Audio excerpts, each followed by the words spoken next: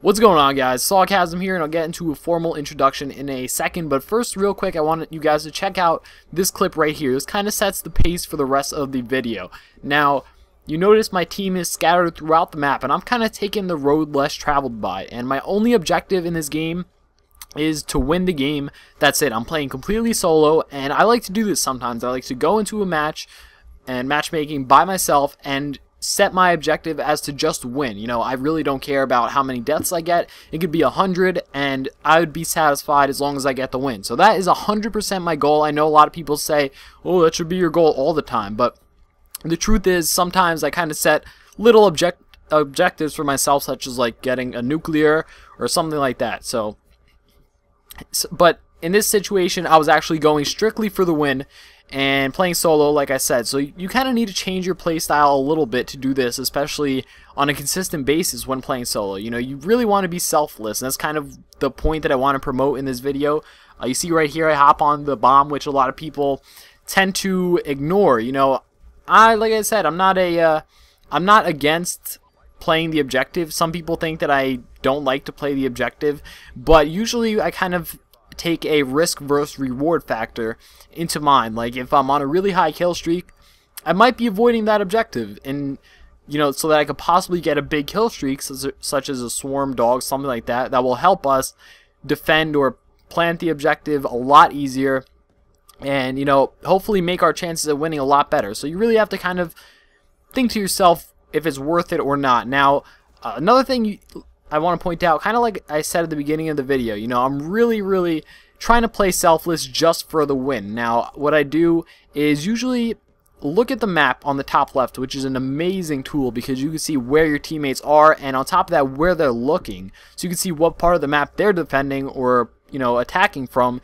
And I kind of like to take the road less traveled by and kind of be that dude who takes up a position that, you know, maybe the enemy team wouldn't expect, or maybe I will defend an area that nobody else is defending that is pretty necessary, or maybe I'll, you know, double up on an area. If someone's already defending an area and I feel like it could use some more backup, then yeah, I might just hop, you know, over there too. Like you see over here, I know this is a pretty congested area, and it kind of goes against what I said about taking the road less traveled, but sometimes it's worth it to double up and, you know, just get that extra protection on that, you know, area, such as here.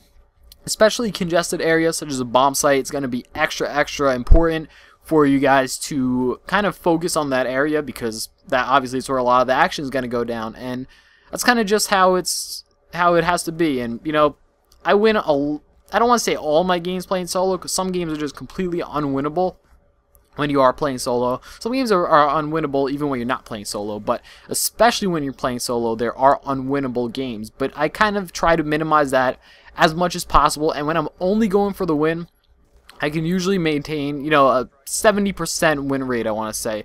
So I pretty much just follow this rule, like these rules that I'm explaining. And by the way, this is a demolition, so it's something a little bit different that you guys don't see from me, but I still thought it was cool, and this video is a good example. So I hope you guys kind of got an idea about that, and kind of got some ideas on how to win a little bit more playing solo. I don't know how many of you guys are solo players. I know a lot of people tend to enjoy partying up, but I find that it's kind of too one-sided for me. Like, if I party up with a bunch of people, especially a full party, it's just usually pretty ridiculously easy, and I can't even do much. Like, I feel like I'm not even doing much to contribute to the team, just because, you know, everyone that I play with is usually a relatively solid player, and that makes the whole thing a lot easier. But it takes some stress off of you as an individual player, so you don't have to work as hard. You usually don't end up with as many kills, and you know, it's usually kind of a little bit slower pace, a little bit less action, so a little more boring in my opinion. But there are times when partying up is fun. You know, it can be fun, and I'm not saying that to only play solo. You can play however you want. I'm just kind of explaining to you guys my mindset and how I like to play.